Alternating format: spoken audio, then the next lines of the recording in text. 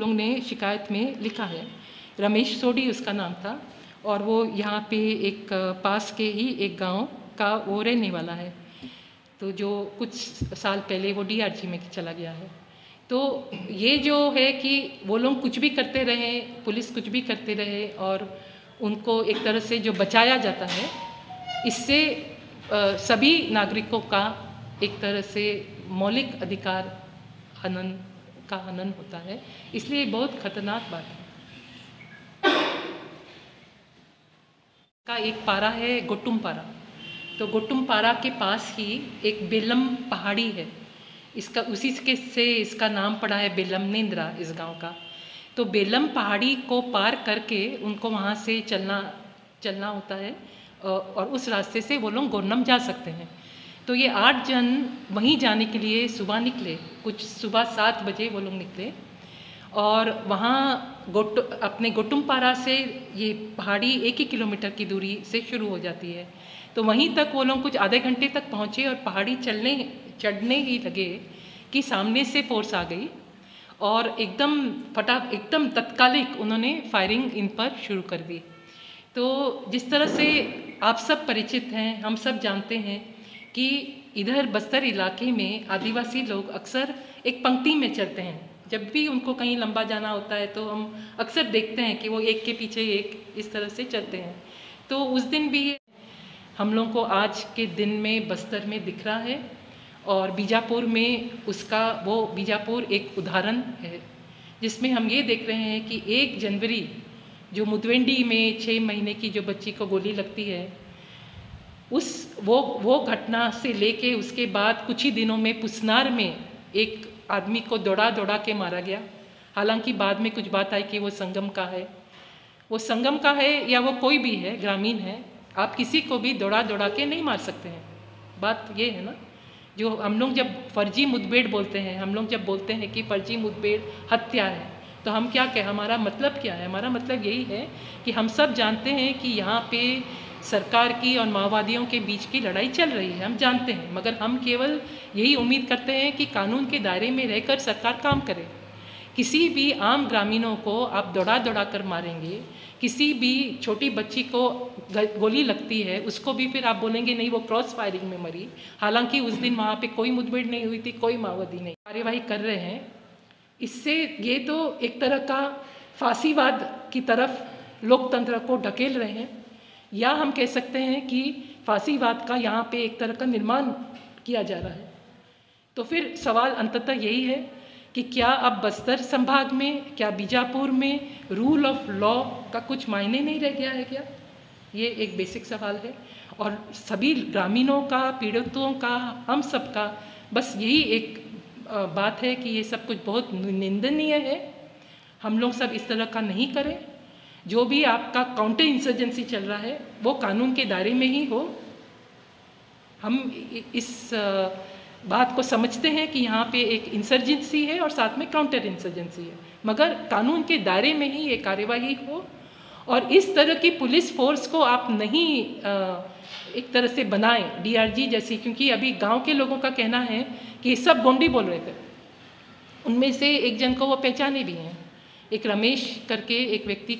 आने के बाद उनको 4 जनों को छोड़ दिया जाता है और एक जन जो है कमलेश, उसको कमलेश बारसे, उसको गिरफ्तार करते हैं और उसी दिन फोर्स गांव के अंदर भी गई थी। तो गांव के अंदर से एक बुद्धि नामक एक महिला थी, उसको उन्होंने बुद्धि को भी उन्होंने उसी समय उठा लिया था। तो बुद्धि और कमलेश इन दोनों की गिरफ्तारी दिखा दी गई है। तो ये पूरा मामला है और फोर्स जैसे कि हर एक हमने यहाँ घटनाओं में देखा है कि फोर्स का फिर बहुत एक दबाव रहता है कि आप तुरंत इसको जल्दी से जल्दी इसका क्रियाक्रम करें।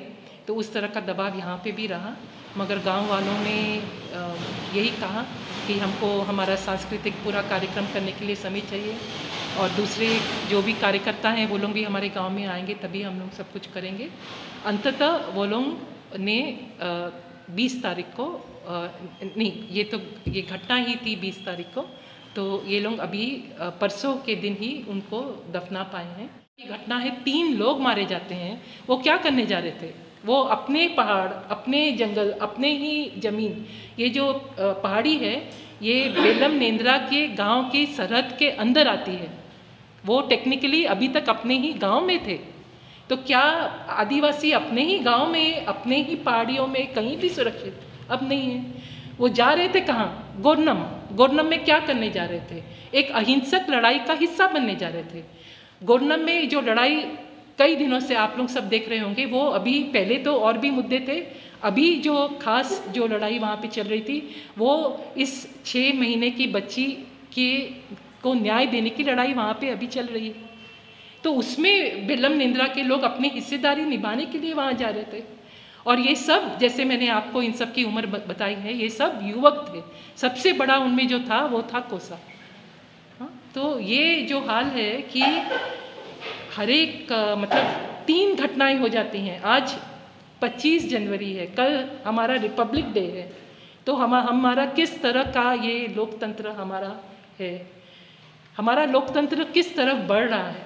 क्योंकि इससे तो हमें यही अंदेशा लग रहा है कि सरकार इस तरह के, और पुलिस और सुरक्षा बल, जब हर एक के परिवार से, एक की तो कोसा की तो माँ एकदम बूढ़ी है, तो कोसा की माँ, फिर ये 2 जो लड़कियां हैं उनकी, एक की माँ और एक के पिता, इस तरह से तीन जनों ने मिलकर वहाँ पे शिकायत कल रात को 9:30 बजे दर्ज की है। तो अब इसमें जिस तरह से मुदवेंडी में भी सवाल हम लोग ने उठाया था, जिस तरह से ऐसे कई घटनाओं में हम लोग ने ये सवाल उठाया है कि जब भी हम लोग शिकायत करते हैं तो इसका FIR दर्ज होना चाहिए।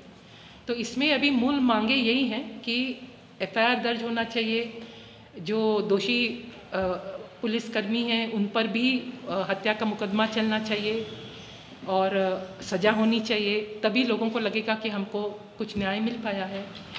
और दूसरी बात ये है, जो ज़्यादा गंभीर बात है, वो ये बात है, मतलब ये सभी कुछ गंभीर है, पर मतलब एक बहुत ही अजीब सा अब एक स्टेज अब हम लोग के यहाँ पे खतरनाक पड़ा। उस समय उनका सामूहिक बलात्कार हुआ था और अभी तक उस बलात्कार का कोई न्याय भी नहीं मिल पाया है। और आज हम देखते हैं कि उनके पति इस तरह से मारे गए। तो और इनके 5 बच्चे हैं, हाँ छोटे छोटे बच्चे हैं। तो ये थे कोसा कारम, उनके पीछे 14 वर्षीय नागी पुन्नेम थी और उनके पीछे 15 वर्षीय सोनी मड़काम थी और फिर उसके पीछे दूसरे और 5 जन थे। उन 5 जन में से भी हम लोग कल 4 जनों को मिल पाए हैं, जिसमें से एक छोटू है, एक जिम्मो है, हाँ छोटू लड़का है, जिम्मो लड़की है, ये भी नाबालिग हैं दोनों के दोनों, और दूसरी एक हिडमे है और एक और लड़की है। इन तो हिडमे को और ये 4 जनों को और एक और व्यक्ति कमलेश, ये 5 जनों को फिर वहीं पे, मतलब इन पहले 3 जनों को गोलियों से वो लोग मर जाते हैं और बाकियों को फिर पिटाई करते करते उनको बीजापुर कोतवाली ले आए। उस गांव में अभी तक कोई पहुंच नहीं पाया है। हम लोग को भी मैं वहां जाने के लिए परसों निकली थी और मुझे भी बाकी कई साथी थे, हम लोग सबको मुरदोंडा में रोक दिया गया और ये कहकर कि किसी भी बाहर वाले को आने के लिए मनाही है, जबकि हमने कहा कि हम कोई बाहर वाले लोग नहीं हैं, हम लोग सब जो भी हैं यहीं के हैं।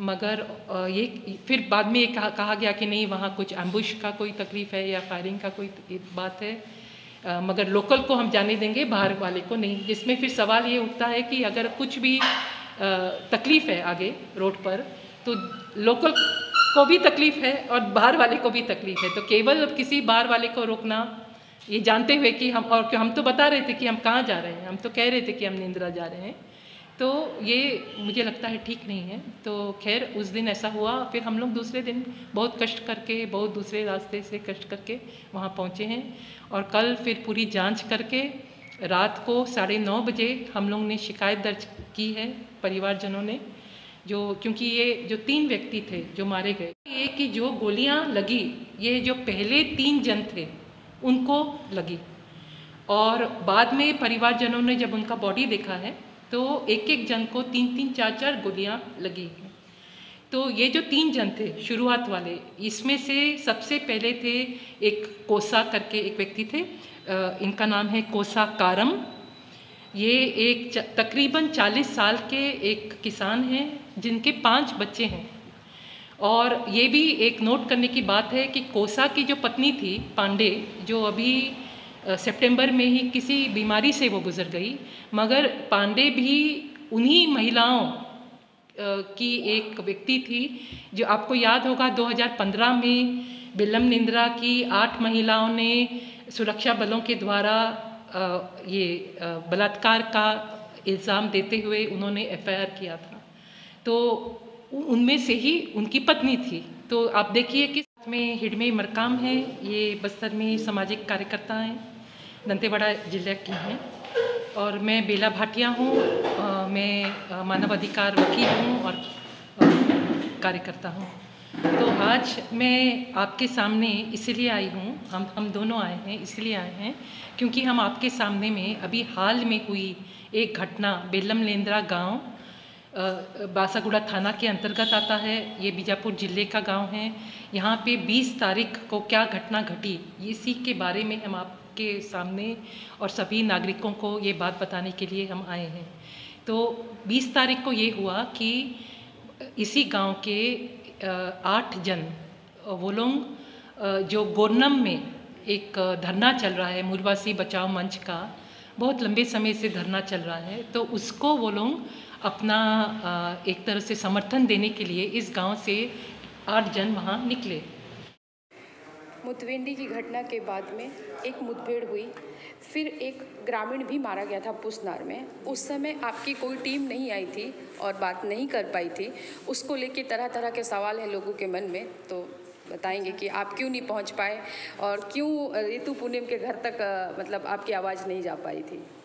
नहीं, ये खेद है क्योंकि मेरा खुद का मानना है कि माओवादियों के द्वारा भी जो भी इस तरह की हत्याएं होती है, मैं उसका भी विरोध करती हूँ। और इसमें केवल यही होता है कि उस तरह की जब भी घटना घटती है, जब भी माओवादी हिंसा से कोई भी मारा जाता है, चाहे वो आईडी ब्लास्ट में मरते हैं या पुलिस मुखबिर के नाम पे मरते हैं, तो उनके लिए कम से कम सरकार सक्रिय होती है, सरकार उनके लिए कुछ मुआवजा भी देती है, सरकार उनके लिए सक्रिय रहती है। अब क्या है कि ये जो ग्रामीण है, जो जिनको पुलिस की गोली से जो मतलब इंजरी होती है या जो मारे जाते हैं, उनके लिए सरकार कभी भी सक्रिय नहीं रहती है। तो इसीलिए फिर, और हम जो लोग हैं, हमारी ऊर्जा भी कम है, हम बहुत लोग नहीं हैं। मैं खुद, मेरी कोई संस्था नहीं है, कोई संगठन नहीं है, मैं अपने बल पर जितना भी कर सकती हूँ मैं करती हूँ। तो इसीलिए फिर क्या होता है कि हम अक्सर फिर गांव के लोग हमको बार बार फिर फ़ोन भी करते हैं कि हमारे गांव में ये हो गया, आप आइए, हमारा साथ दीजिए। तो फिर हम गांव के लोग तक पहुंचते हैं। मगर मैं फिर से आपको ये कहना चाहूँगी कि आप एकदम ऐसा ना सोचें कि मैं माओवादियों के द्वारा की गई कोई भी तरह की हिंसक कार्यवाही का समर्थन करती हूँ। मैं एकदम समर्थन नहीं करती हूँ, मैं कड़ी निंदा करती हूँ और मैं चाहती हूँ कि, और मैं उसको भी हत्या ही मानती हूँ। आप मुखबिर, किसी को भी मुखबिर बोल के हत्या करेंगे तो उसका भी जो राइट टू लाइफ है, उसका भी जो जीने का अधिकार है, उसका आप हनन कर रहे हैं। मैं उसकी भी कड़ी निंदा करती हूँ और इसीलिए मैं बार बार ये कहती हूँ और कि आप एक वार्ता करें, राजनीतिक एक वार्ता हो जिसके कारण इस तरह की हत्याएं ना हो। हम लोग मूल जड़ को पकड़े, कहाँ है ये जड़, किसके कारण ये पूरा माओवाद खड़ा हुआ, क्या दिक्कतें हैं, उसको लोकतांत्रिक तरीके से जो बातचीत के इससे, वो एक राजनीतिक तरीका होता है। जो भी सरकारें आई हैं वो चुनाव के पहले कई बार उन्होंने ये लोगों को प्रॉमिस भी किया कि हम लोग, अगर आप हमको वोट देंगे तो हम लोग वार्ता करवाएंगे, मगर फिर उन्होंने नहीं किया। तो ये बहुत दुखद है। और उसके बदले फिर वो कैंप के फिर वही बंदूक की ही भाषा यहाँ पे मतलब एक तरह से वर्तमान है, जो बहुत दुखद है। नेंद्रा में जो घटना हुई, उस घटना को लेके आप वहाँ पहुँची हुई थी, सारे घटनाक्रम को जाना और देखा। उसके बाद आप आगे, आपका स्टेप क्या होगा? क्या आप उस परिवार के लिए किस तरह की कार्रवाई करेंगी? वकीली कार्रवाई करेंगी या फिर सामाजिक उसमें लड़ाई करेंगे? देखिए, इसमें मुझे लगता है कि मतलब दोनों तरह की लड़ाइयाँ ज़रूरी हैं। मतलब कोर्ट की जो लड़ाई होती है वो एक तरह की लड़ाई होती है जिसमें हम जो भी कानून बना हुआ है उसका सही अमल हो, उसकी हम लड़ाई करते हैं। तो इसीलिए ये जो एफआईआर वाली लड़ाई जो मैं बार बार करने की कोशिश करती हूँ वो इसलिए करती हूँ कि पूरी कानूनी कार्यवाही का ये एक पहला कदम है। मगर इसके अलावा भी जब एक हम शिकायत देते हैं, हम एफआईआर की लोग मांग करते हैं, एफआईआर दर्ज नहीं होता है, तो उसमें भी फिर कानून में प्रावधान है 156(3) का, CRPC 156(3), जो फिर हम मजिस्ट्रेट कोर्ट में जाके मांग कर सकते हैं। तो अभी मेरा भी विचार है कि शिकायतों पर अगर एफआईआर ना हो, और अभी तक मुदवेंडी वाला एफआईआर तो 11 जनवरी को किया गया था, उसका तो आज दिन तक एफआईआर नहीं हुआ है। तो अगर एफआईआर नहीं हो तो फिर हम ज़रूर मजिस्ट्रेट के सामने जाकर हम उस तरह की का आवेदन देके कोर्ट की लड़ाई भी मतलब करेंगे। 2024 के जनवरी में कई घटनाएं हो चुकी हैं, तो क्या आपकी तरफ से सरकार से वार्ता करने की कोशिश की जाएगी? दोनों पार्टी से बातचीत हो पाए, या माओइस्ट से या ग्रामीणों के माध्यम से माओइस्ट से, इस तरह का कुछ आप करेंगी क्या आगे? नहीं, देखिए, मैं तो केवल सरकार को ही वो मतलब एक नागरिक की तरह मैं सरकार को ही बार बार बोल सकती हूँ कि आप प्लीज़ आप लोगों को पॉलिटिकल डायलॉग करना चाहिए, तो वही हम कर सकते हैं।